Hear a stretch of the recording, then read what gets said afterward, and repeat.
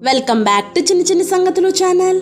మనం ఈరోజు ఈ వీడియోలో గాయత్రీదేవి గురించి పూర్తి కథ తెలుసుకుందాం. దేవి శరన్నవరాత్రులో ఈరోజు అమ్మవారు మనకి గాయత్రీదేవిగా దర్శనమిస్తారు.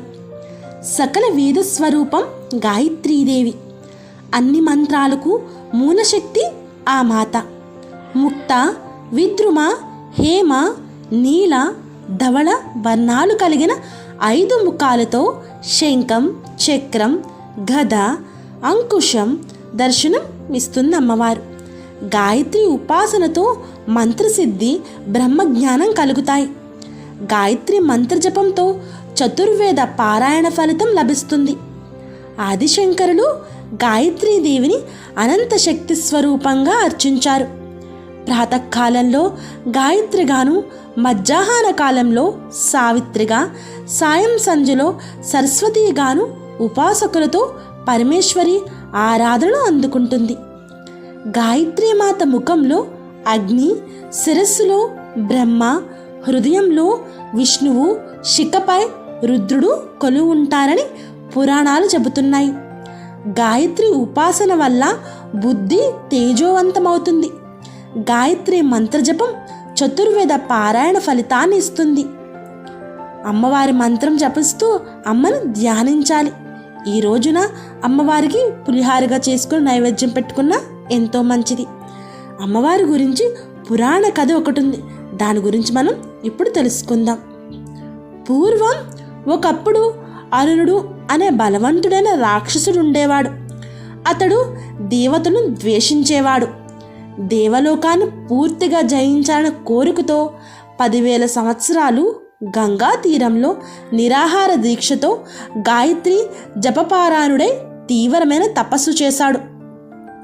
తపోదీక్షలో ఉన్న అరుణుని శరీరం నుండి దుస్సాహమైన అగ్ని వెలువడింది. ఆ వేడిమికి లోకాలన్నీ తప్పించిపోయాయి. దేవతలు కలత చెంది బ్రహ్మదేవుణ్ణి శరణు వేడారు. బ్రహ్మదేవుడు అతనికి ప్రత్యక్షమయ్యి వరం కోరుకో అన్నాడు. అతడు తనకు మృత్యువు లేని జీవనం కావాలన్నాడు.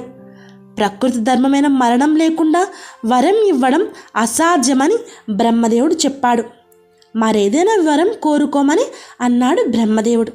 అప్పుడు ఆ రాక్షసుడు, చతురానన మరణం అనివార్యం అయితే యుద్ధరంగంలో కానీ, శస్త్రాలతో కానీ, స్త్రీ పురుషులలో ఎవరి చేత కానీ, 2 కాళ్ళ ప్రాణి చేత కానీ, 4 కాళ్ళ జంతువుల చేత కానీ, పంచభూతాల్లో ఏ ఒక్కదాని చేత కానీ మరణం లేకుండా వరం ఇమ్మని కోరాడు.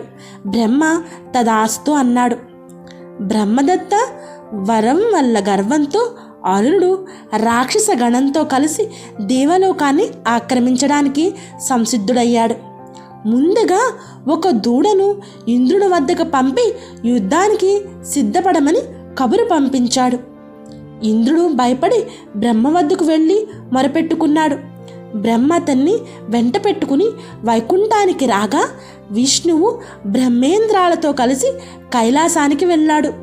ధ్యానముద్రలో ఉన్న శంకరుడు వారి మొర విని ఆ రాక్షసుడు గాయత్రి జపపారాయణుడని, అతడు గాయత్రిని మానివేయడమో మరిచిపోవడమో చేస్తే తప్ప అతన్ని వధించడం సాధ్యం కాదని చెప్పి అందుకు తరుణోపాయం కోసం పరాశక్తిని ప్రార్థించవలసిందిగా సూచించాడు మహాశివుడు.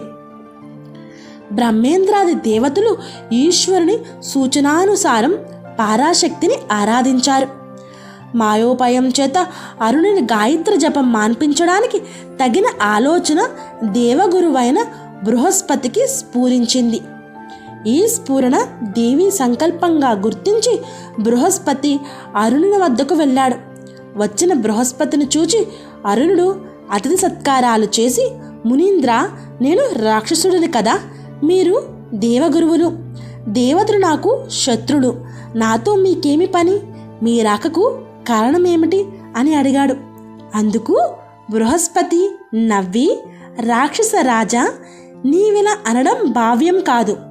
మా ఆరాధ్య దైవమైన గాయత్రీదేవిని నిరంతరం నీవు ధ్యానిస్తూ ఆమె మంత్రాన్ని జపిస్తున్నావు. మేము జపించే మంత్రాన్ని నువ్వు జపిస్తున్నావు కనుక ఆ రీత్యా మనం మిత్రులమే కాని శత్రువులం కాదు అని సమాధానమిచ్చాడు. ఆ మాటలు విన్న అరుణునిది దురాభిమానము దుహంకారము విజృంభించాయి. తనకి శత్రుడైన దేవతల ఆరాధ్య దైవమైన గాయత్రి తనకు అభిష్టం కాదని పలికి గాయత్రి మంత్రానికి ఉద్వాసన చెప్పాడు. వచ్చిన పని ముగిసిందని భావించిన బృహస్పతి అరుణుని వద్ద సెలవు తీసుకున్నాడు. గాయత్రి మంత్రాన్ని మానివేసిన కారణంగా అరుణుడు తేజోవిహీనుడై దుర్బలుడైపోయాడు. ఎందుకు కొరగాని వాడయ్యాడు. ఆ సమయంలో బృహస్పతితో కలిసి దేవుని ప్రార్థించగా ఆమె వారికి సాక్షాత్కరించింది. అంతటా పరాశక్తి తన మాయా విలాసం చేత భ్రమరాన్ని ప్రేరేపించింది.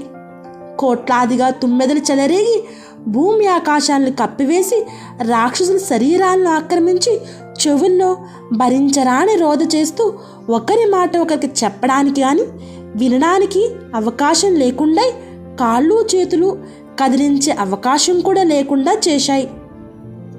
దేవి అనుజ్ఞానుసారం అలా కోటాను కోట్ల భ్రమరాలు ఒక్కసారిగా విజృంభించి అరుణుని అతని అనుచర వర్గాన్ని యుద్ధం లేకుండానే శస్త్రాస్త్రాలతో పని లేకుండానే సంహరించాయి. ద్విపాద చతుష్పాద ప్రాణుల వల్ల తనకు మరణం లేకుండా వరం కోరుకున్న ఆ దానుడు పుష్పాది అంటే 6 పాదాలు కలిగిన తుమ్మెద వల్ల మరణించాడు. తమను కనికరించి రాక్షస బాధను నివృత్తి చేసిన ఆ జగన్మాతను ఆనాటి నుండి దేవతలందరూ బ్రాహ్మరీ దేవతగా పూజించి ఆమె అనుగ్రహం పొందసాగారు. ఈ వీడియో కనుక మీకు నచ్చినట్లయితే ప్లీజ్ లైక్ చేయండి, షేర్ చేయండి, కామెంట్ చేయండి. Thank you for watching. Please subscribe my channel.